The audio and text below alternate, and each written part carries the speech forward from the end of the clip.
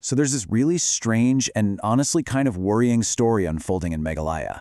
It's about an airport, a court, and a government, but what it's really about is a potential breakdown in how things are supposed to work. And it all kicks off with one very pointed question. Yeah, let that sink in for a second. This isn't just about some delayed construction project. This question hits at the absolute heart of the matter. What happens when one part of the government has to start doing another's job just to make sure anything gets done? Let's break it down. All right, let's get into it. On the surface, this whole thing seems to be about a single court order. But that simple legal action involving the Shillong Airport is actually our window into a much, much bigger story. Okay, so here's the headline. The High Court literally had to step in and tell the state government, hey, you guys need to get a move on with this airport land. Now, a court overseeing a project isn't totally unheard of, but the context here is what makes this so wild. And believe me, that context is everything. This is where it gets really interesting. We've got to look at the timeline, because the incredibly short gap between the government's announcement and the court's intervention, well, that tells you everything you need to know about the real problem here. Look at this. On November 27th, the state cabinet announces that it has approved the land deal. Awesome, right? Progress. But then, just 2 weeks later, the High Court has to jump in and force the deadline forward. So you have to ask, why would a court need to get involved so quickly after an official government green light? And here's your answer.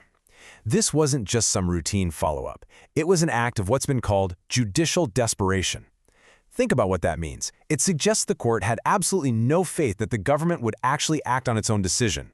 The judges felt that if they didn't apply pressure, nothing would happen. At all. And here's the kicker, this wasn't a one-time thing. The court had to step in on this very same project back in May, so it's been forced to become a kind of project manager, setting deadlines and making sure they're met simply because the executive branch isn't doing it.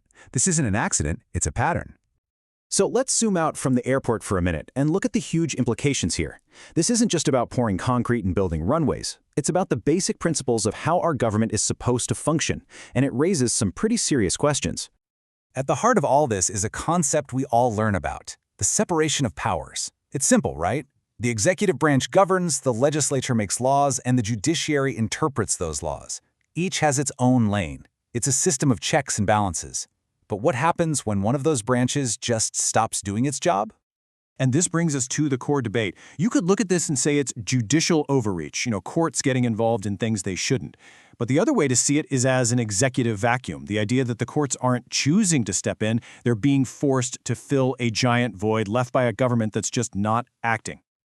And that's a perfect way to put it. The court's action might get the airport built, but it's not a real solution. It's like putting a Band-Aid on a hemorrhage. It might stop the bleeding in one tiny spot, but it does absolutely nothing to fix the massive underlying injury, which is the systemic failure of governance. Now, if you're thinking, okay, but it's just one airport, I have to tell you, it's not. This is part of a much wider pattern. The failure to act on the airport project, it turns out, isn't the exception. It's looking more and more like the rule. Just take a look at this list, which has been called a 72-hour indictment of government failures.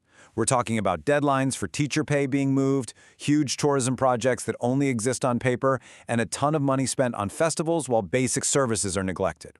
And look, right there at the bottom is our airport project. It's just one piece of a much bigger, more troubling puzzle. And let's put a number on this just to see the scale. The government is claiming nearly 4,000 crore rupees in tourism projects, but reports suggest that most of these are just promises. They only exist on paper, with no real work being done. That is a staggering gap between announcement and action. Which brings us to this final, pretty damning summary. When a government seems to specialize in big announcements, endless festivals, and flashy numbers, but it needs a court order to do its most basic duties, is it actually governing? Or is it all just for show?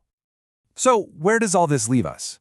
A situation like this is completely unsustainable. It can't go on forever. And it all boils down to one final, critical question that really challenges the whole setup. And this is the thought I want to leave you with. It's provocative for sure, but it is the logical endpoint of everything we've just seen. If the executive branch of the government only does its job when it's prodded and threatened by the judicial branch, then what is its purpose? It's a question that goes way beyond one airport, striking right at the very heart of what it means to govern.